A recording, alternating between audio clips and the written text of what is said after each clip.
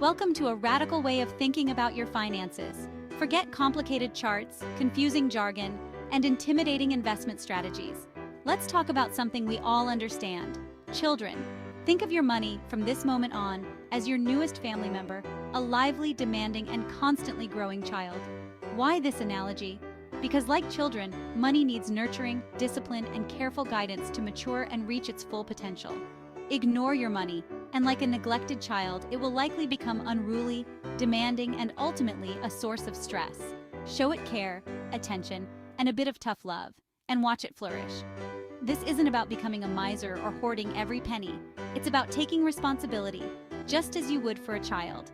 You wouldn't let a toddler run wild with a credit card, would you? Of course not. Just like you set boundaries for your kids, you need to set boundaries for your money. We're going to explore some key parenting techniques for your financial child, showing you how to guide it through the tantrums of impulse spending, the learning curves of financial literacy, and the growth spurts of investment. Get ready for a fresh perspective. And remember, every responsible parent deserves a little fun money too. Just like a growing child needs regular meals, your money needs a steady diet of savings. A budget is your meal plan, ensuring your money gets the nourishment it needs to thrive. Skipping meals? That's like living paycheck to paycheck, leaving your financial child weak and vulnerable. Creating a budget doesn't have to be a dreadful chore. Think of it as packing a healthy lunchbox for your money. Allocate portions for essential expenses like housing, food, and transportation. Then, set aside some for fun activities, just like you'd include a small treat in your child's lunchbox. Remember, consistency is key. Just as you wouldn't let your child skip meals for weeks, don't abandon your budget after a few days. Sticking to your plan, even when it's tough, is what builds financial muscle. And just like a child who learns to enjoy healthy food, your money will grow strong on a consistent diet of savings and responsible spending.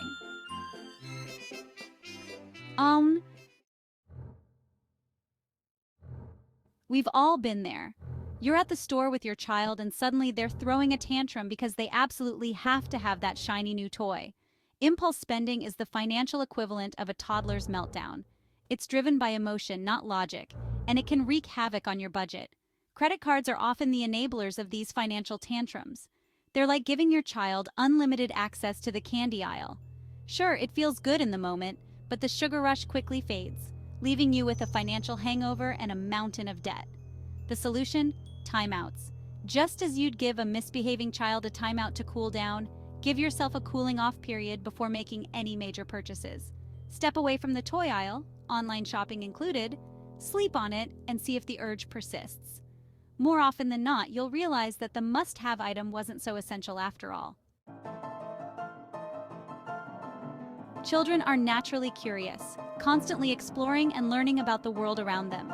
They ask why, 1,000,000 times a day, eager to understand how things work. Your money needs the same curiosity and thirst for knowledge. Financial literacy is playtime for your money, a chance to explore the fascinating world of investing, saving, and building wealth. Don't be intimidated by financial jargon. There are countless resources available that explain financial concepts in simple, easy-to-understand language. Think of it as reading bedtime stories to your money, but instead of fairy tales, you're sharing stories about compound interest, investment strategies, and smart money management. Learning about money shouldn't be a chore. Make it fun. Turn it into a game, use interactive tools, and involve the whole family.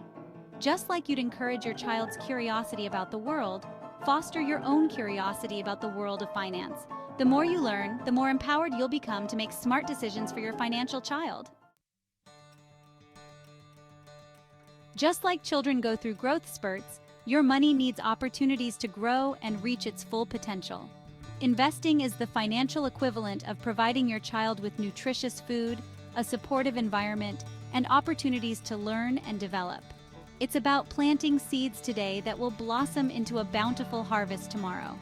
Start small, just as you wouldn't expect a child to run a marathon on their first day of walking.